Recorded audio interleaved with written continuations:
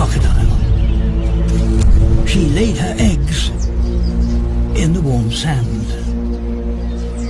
The baboons would steal them if they could, but the crocodile, weighing nearly a quarter of a ton, is one of Africa's most formidable predators and well able to kill a baboon.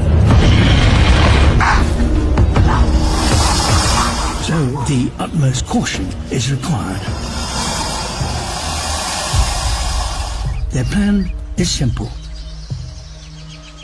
They wait, whilst the crocodile must stay in the sun, guarding its nest.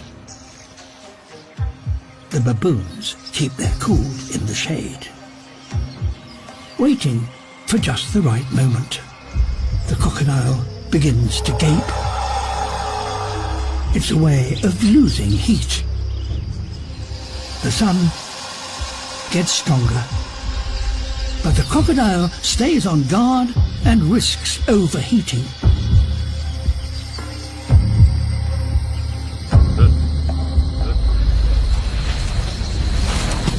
Eventually, it gets so hot that it takes to the water to cool down. But the baboons still do